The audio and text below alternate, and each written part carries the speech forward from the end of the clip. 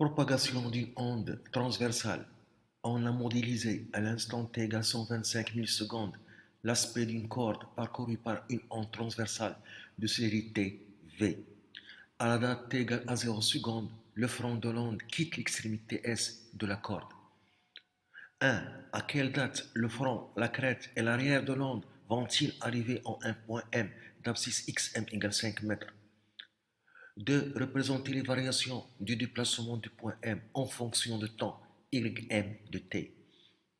3. Calculer les vitesses de son mouvement ascendant V1 et de son mouvement descendant VD. 1. À quelle date le front, la crête et l'arrière de l'onde vont-ils arriver en un point M d'abscisse xm égale 5 mètres?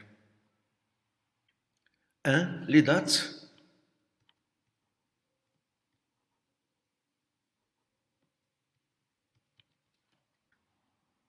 On voit qu'à la date t égale 125 millisecondes, le front de l'onde est en un point d'abscisse 2,5 mètres. À la date t égale 125 millisecondes, le front de l'onde est en un point d'abscisse x est égal 2,5 mètres. À une date T1 qu'on cherche, le front de l'onde est en M qui a pour abscisse xm est égal 5 mètres. Et on utilise la relation la vitesse v est égale la distance parcourue par l'onde sur la durée delta t. La distance c'est xm moins x. La durée correspondante c'est t1 moins t. Ce qui donne t1 moins t est égal xm moins x sur la vitesse v. Donc, la date t1 qu'on cherche est égale t plus xm moins x sur la vitesse v. Il faut calculer la vitesse v. On a v est égal la distance parcourue sur la durée delta t. On a dit dans les données que le front de l'onde à la date t 125 millisecondes se trouve en un point d'abscisse 2,5 mètres et à la date t égale à 0 se trouve en S. Donc le front de l'onde a parcouru la distance 2,5 mètres pendant la durée 125 millisecondes. Donc 2,5 divisé par 125 millisecondes en secondes fois 10 au moins 3. On trouve la vitesse est égale 20 mètres par seconde. Et par suite, on calcule la date T1. Donc, la date T1 est égale T 125 millisecondes en secondes fois 10 au moins 3 plus xm 5 moins x 2,5 sur 20 est égal. On trouve 0,25 secondes qui est égal 250 millisecondes. À la date, t est égal 125 millisecondes. La crête de l'onde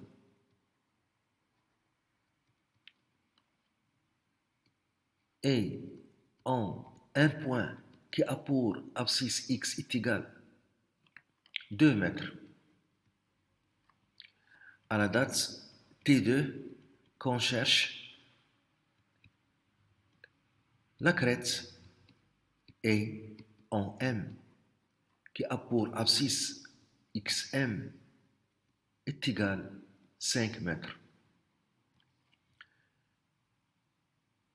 Je calcule T2 en utilisant la relation la vitesse v est égale à la distance parcourue par l'onde sur la durée delta t. D, c'est xm moins x divisé par delta t, qui est égal à t2 moins t, ce qui donne t2 moins t est égal à xm moins x sur la vitesse v. On cherche la date t2 est égal à t plus xm moins x sur v. Application numérique. T 125 millisecondes en seconde fois 10 au moins 3 plus xm 5 moins x2 sur 20. On trouve la date t2 égale. On trouve 0,275 secondes qui est égal à 275 millisecondes.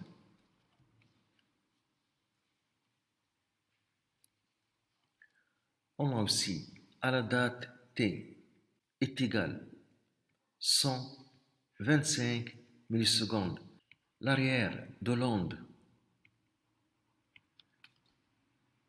est en un point d'abscisse x est égal à 1 mètre.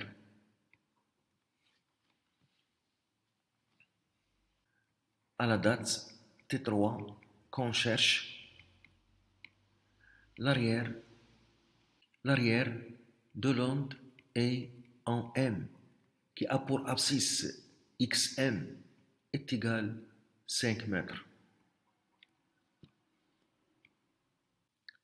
Je calcule la date t3 en appliquant la relation la vitesse de l'onde v est égale à la distance d parcourue par l'onde sur la durée delta t est égale à la distance d. La distance d, c'est xm moins x sur delta t, c'est t3 moins t, ce qui donne t3 moins t est égal à xm moins x sur v. Donc, la date t3 est égale à t plus xm moins x sur v. Application numérique. T est égal à 125 millisecondes en seconde fois 10 au moins 3 plus 5 moins 1 sur 20. On trouve T3 est égal. On trouve 0,325 secondes qui est égal en millisecondes 325 qui est égal en millisecondes 325.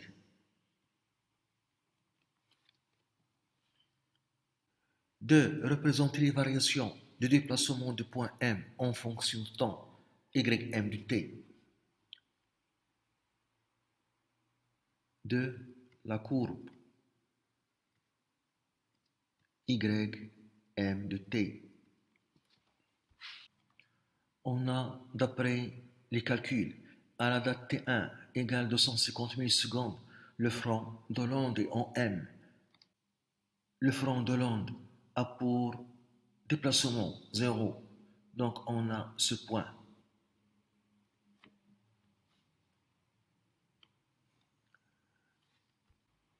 On a trouvé aussi que à la date t2 égale 275 millisecondes, la crête est en m. Donc on a ce point à la date 275 millisecondes. On a trouvé aussi à la date t3 égale 325 millisecondes, l'arrière de l'onde est en m.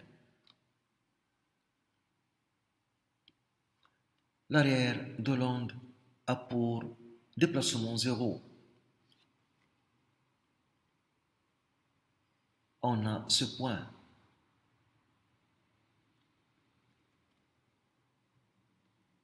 Donc, la courbe qui représente les variations de déplacement du point M en fonction du temps est de cette façon.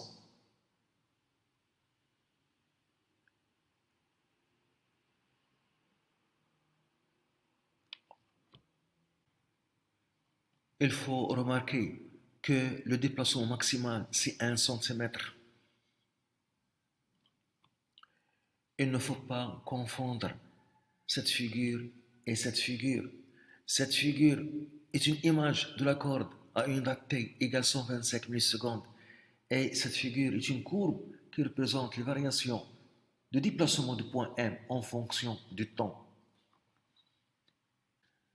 3. Calculer les vitesses de son mouvement ascendant V1 et de son mouvement descendant VD. 3. Les vitesses V1 et VD du point M.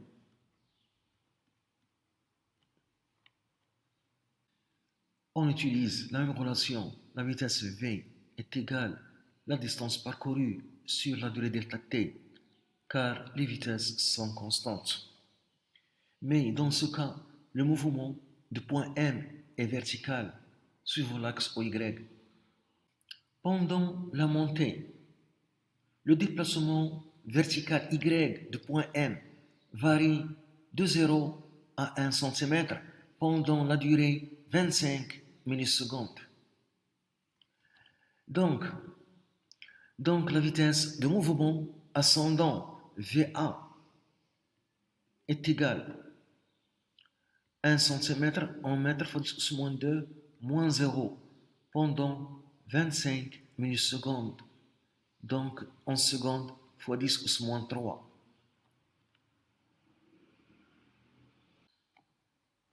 0,4 mètres par seconde. Au cours de la descente, le déplacement Y vertical du point M varie de 1 cm à 0 pendant une durée de 50 millisecondes. Donc,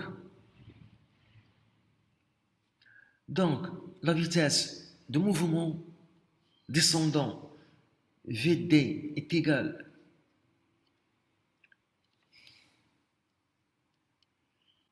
en module 1 cm, 6 moins 2 mètres, moins 0, pendant 50 millisecondes en secondes fois 10 moins 3 est égal.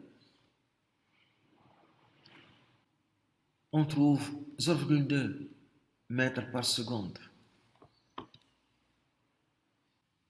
La perturbation a cette forme à cause des vitesses de mouvement ascendant et de mouvement descendant qui sont différentes.